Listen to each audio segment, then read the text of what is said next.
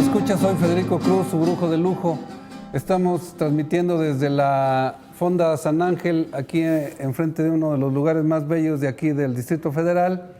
Bueno, se llama así. Vamos a ver ahora qué idea tiene algún político jefe de gobierno que nos diga cómo tenemos que nombrar a nuestra ciudad. Roberto González es nuestro anfitrión. Venga con nosotros a disfrutar, por ejemplo, las tostadas de pata que saben a sexo. No, está prohibido para hombres mayores de 75, las mujeres pueden probarlo siempre. No venga los sábados y domingos, estamos hasta el gorro, puede venir de lunes a viernes, por la noche hay música de piano. Es extraordinario el maestro con el que toca cualquier tipo de música. Gracias a Julio Jiménez y un saludo por quien hemos conquistado este espacio de radiodifusión y que también nos pueden, en este caso, estar en la de video escuchas en nuestro canal de Sonríe TV. Toda esta información está subida a nuestra página, es www.sonriete.mx. Les agradecemos este abrazo que nos vamos a dar auditivo y también video auditivo. Estamos ahora en un ciclo que vamos a hablar de la arquitectura. Se sorprenderán de la belleza de quien me está acompañando, pero vamos a investigar un poco más. Siempre es nuestra tradición que te presentes, que nos digas quién eres, qué haces, qué jaís con la maraña, se dice en la calle. Acabamos de tener un ciclo con un músico urbano y dicen ellos qué jaís con la maraña. Que nos digas quién eres y todo eso. Ok, gracias. Yo soy Lilian Rebollo Uribe, arquitecta mexicana y vivo y trabajo en la ciudad de Cuernavaca. ¿El estado de Morelos? Sí. ¿Dónde estudiaste tu arquitectura? Yo estudié en la Universidad de las Américas en Puebla. ¿En la UDLA? En la UDLA, sí. Es desde educación privada. Y según tengo entendido, también das clase en la... En la Universidad Autónoma del Estado de Morelos. ¿Hay alguna diferencia? La pública de ¿Hay alguna diferencia entre la educación privada y la que tú estás ahora dando clase? Pues hay una diferencia, bueno, obviamente en el hecho principal que una te cuesta una colegiatura, y otra también cuesta, pero significativamente menos. La calidad, yo creo que puede ser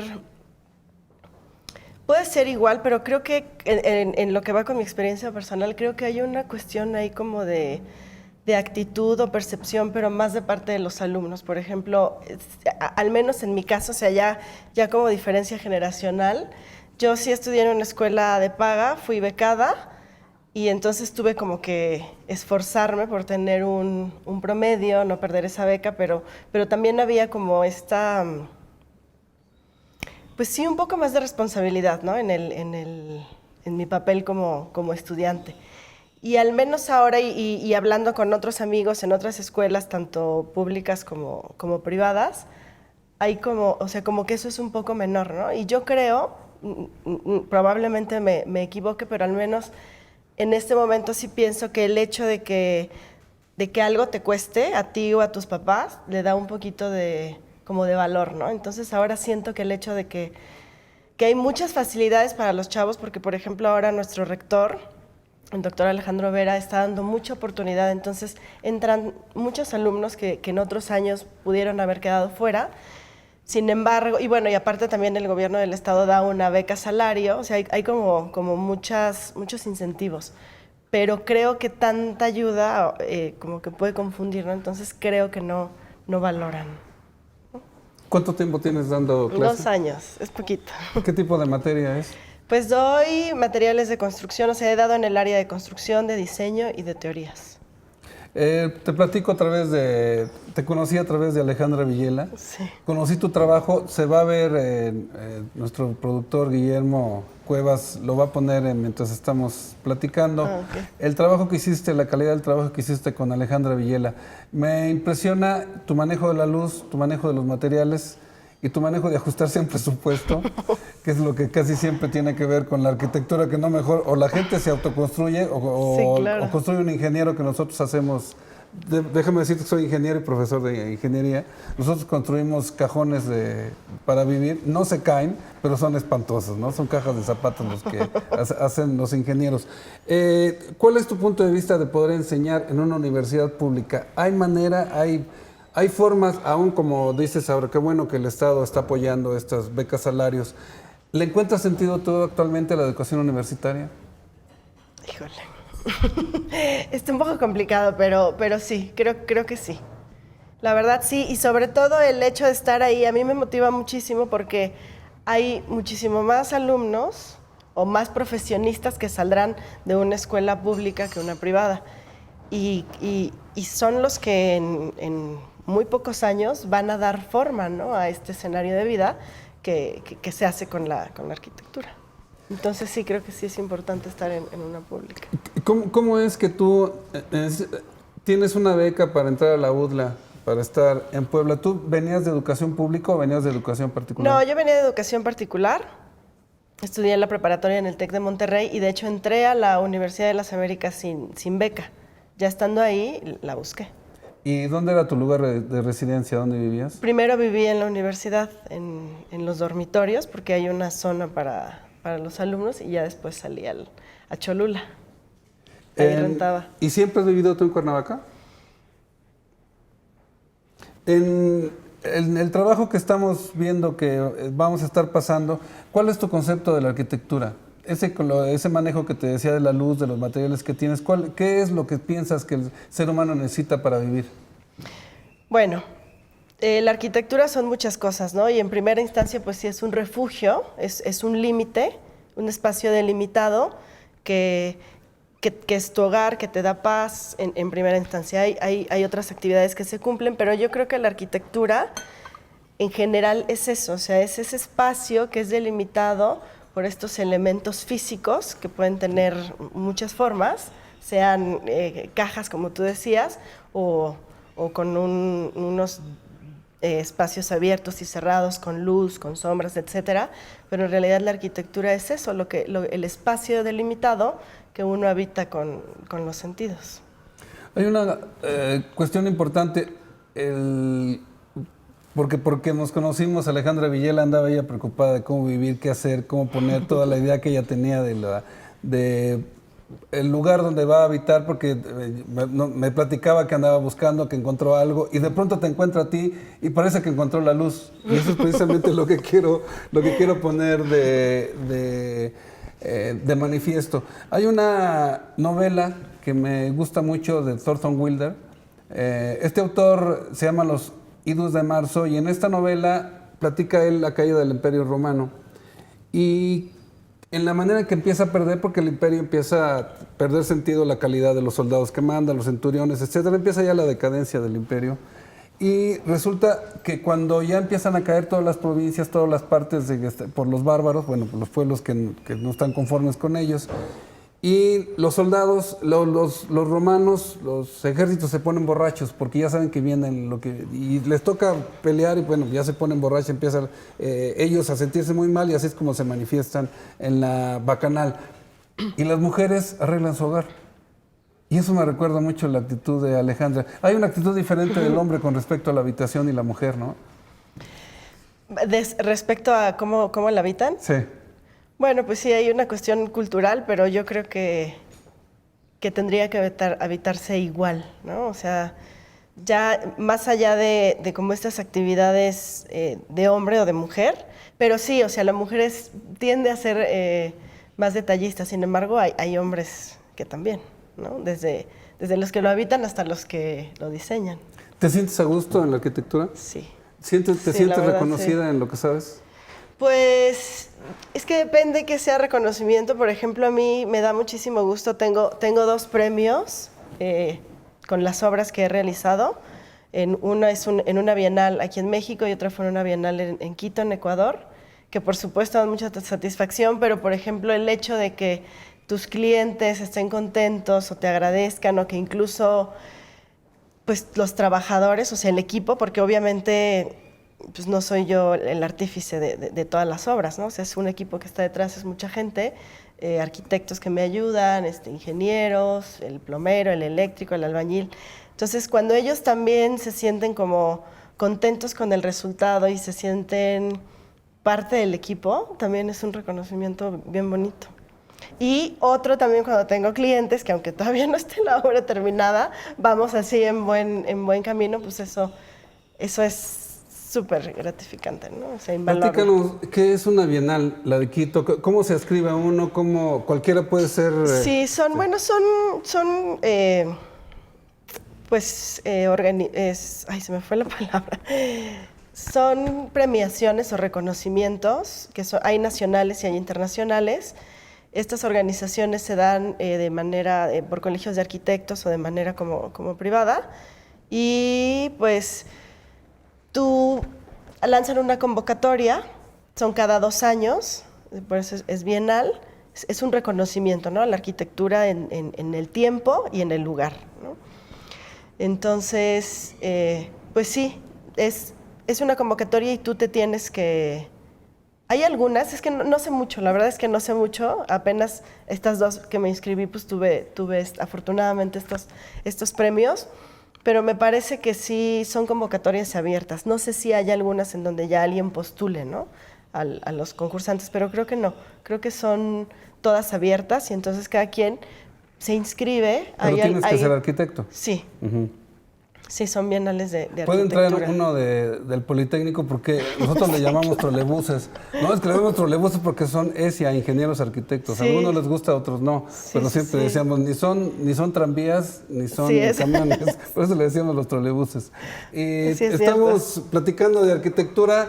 Tenemos una pausa musical. Vamos a escuchar a un trovador urbano, a Francisco, que hicimos programas anteriores con él. Vamos a tener la cortinilla, a ver qué les parece.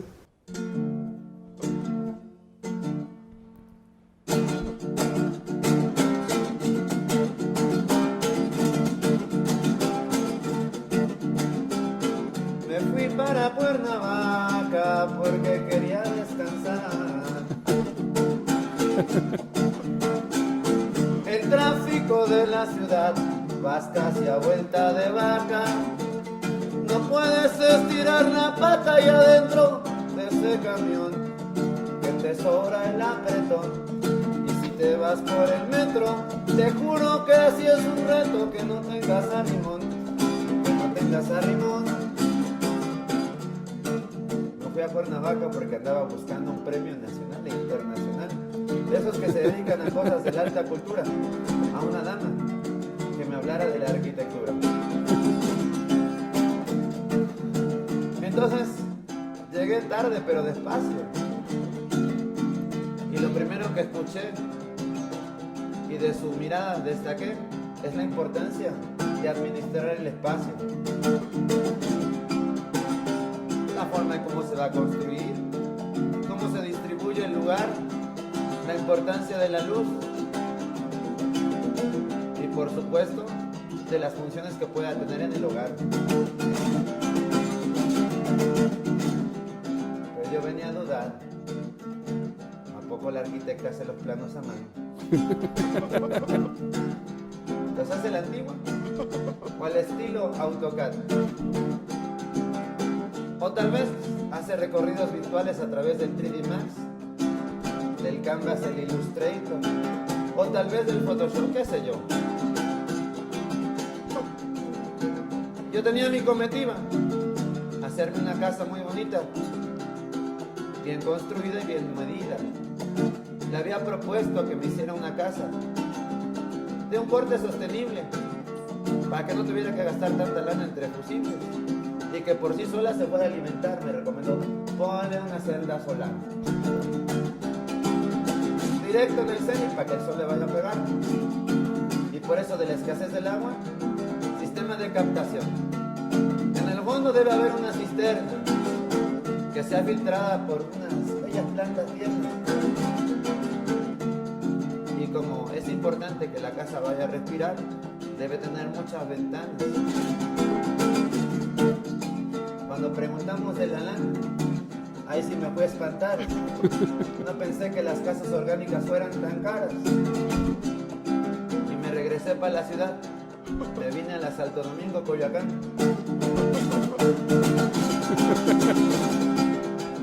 No piensen que es locura la historia que conté. Pero si lo comprende usted, a este mundo le falta la cordura. Hay que dejar la chamba a los expertos, a los que se dedican a la arquitectura. ¡Qué bonita!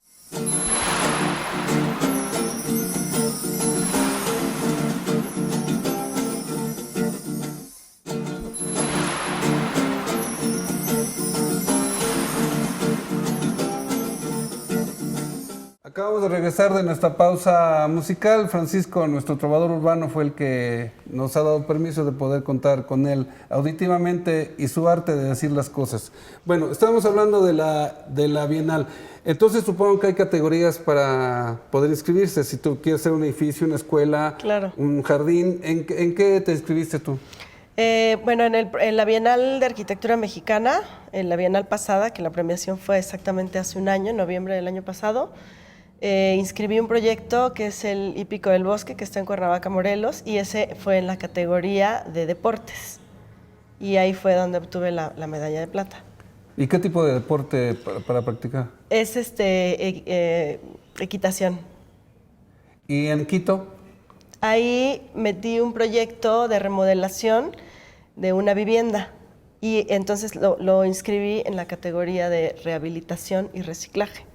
¿Puedes inscribir sí, también, la habitación en de la Alejandra? en la misma categoría. Y yo lo firmaré, yo me voy a ir a un local, a leer los ojos ahí en un local.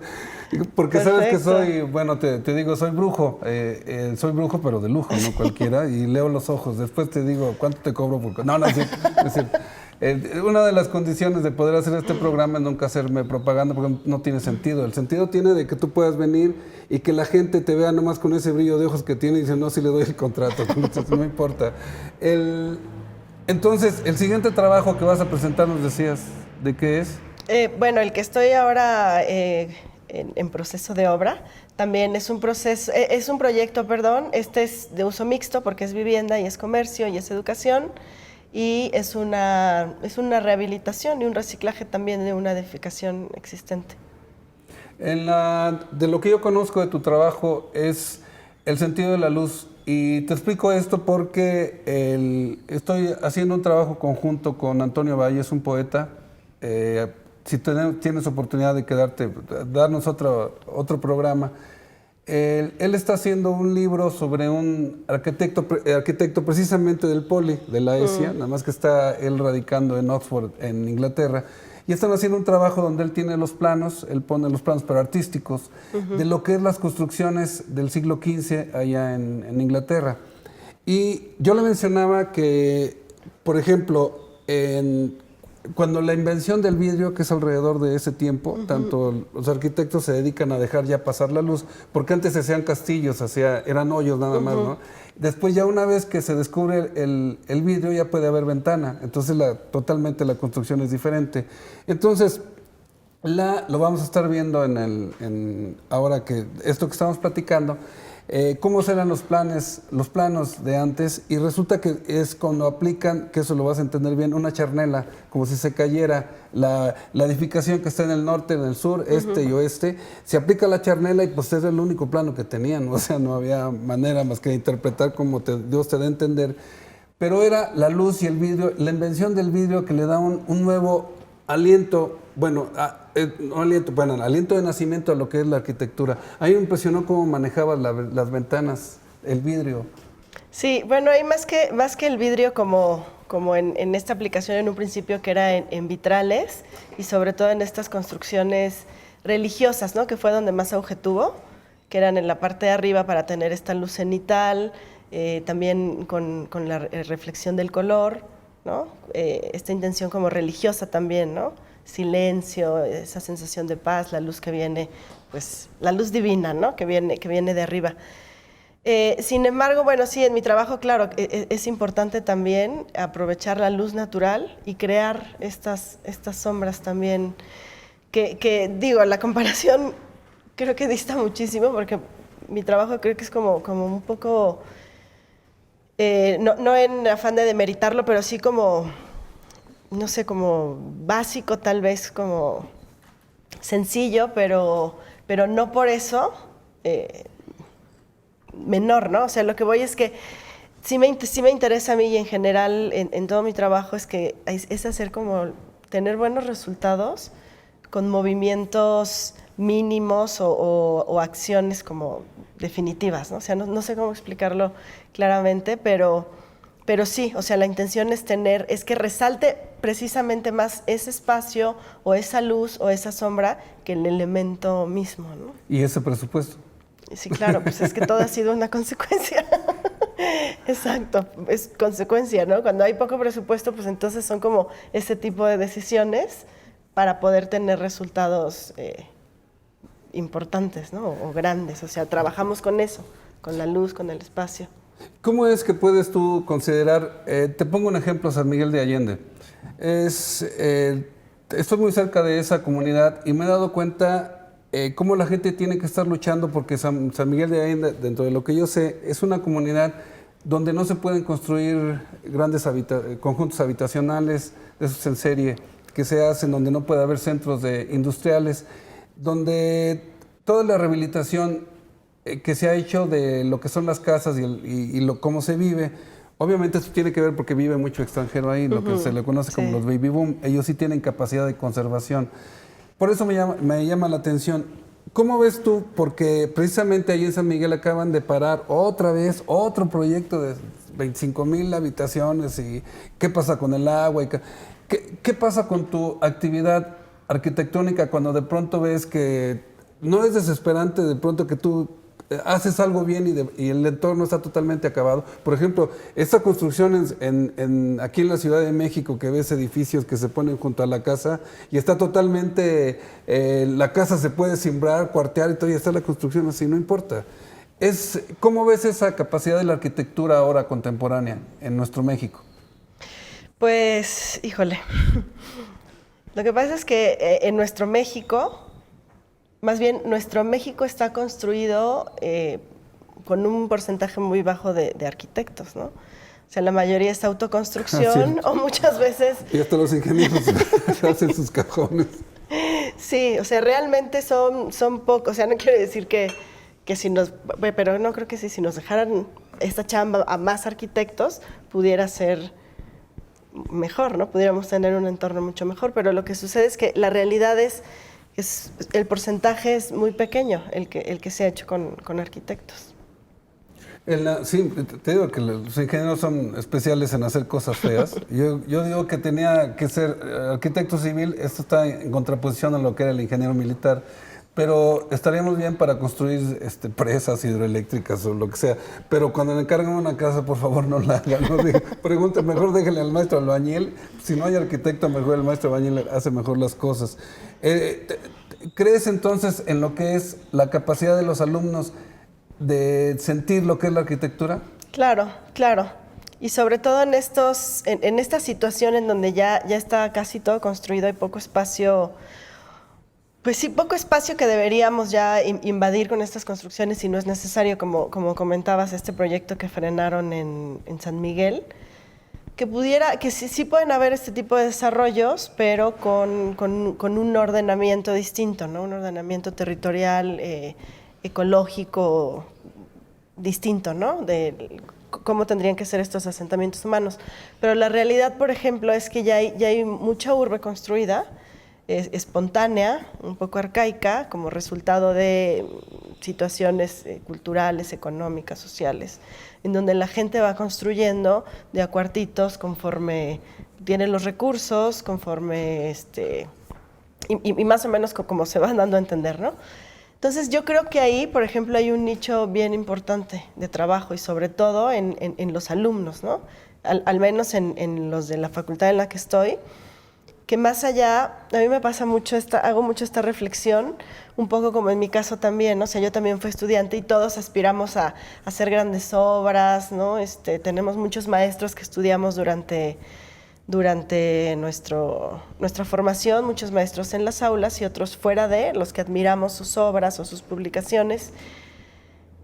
Y sí se crea como esta aspiración, ¿no? O pretensión de ser algo y que a lo mejor en muchos casos, no en todos, puede distar muchísimo de la realidad, ¿no? Entonces eso, en lugar de forzar a llegar a un lugar, ¿por qué no mejor ser un agente de cambio en tu entorno, ¿no? Entonces hay muchos alumnos que son de otros municipios del estado, no nada más de Cuernavaca, que yo lo que les digo es que ¿por qué no mejor en lugar de aspirar a irse, no sé, a la Ciudad de México? Digo, si se van a otro país a estudiar, está muy padre, regresen a su comunidad a hacer, pues, buena arquitectura, ¿no? A ser esos agentes de cambio. Entonces creo que sí. ahí está. Quisiera pedirte, bueno, primero que nos pudieras facilitar lo de poder ver tu ganancia para que se pueda adornar el programa, para que Guillermo, nuestro productor, lo pueda poner en la transmisión y que se te dé el crédito absoluto para que vea la gente que te conozca. Me gustaría que tuvieras tiempo, ya te informaré con el poeta Antonio Valle para poder platicar de lo de la arquitectura. Claro, sí. Y que podamos, que la gente sepa del talento que tienes tú, que le puedes poner ese cariño, ese entusiasmo para poder contagiar a los muchachos en la arquitectura. Los de la ESIA es otra cosa, bueno, ya veremos porque entrevistaré a uno de la ESIA. Agradecemos tu tiempo, muchísimas gracias. Muchas gracias, no, al contrario, mucho gusto. Soy Federico Cruz, su brujo de lujo.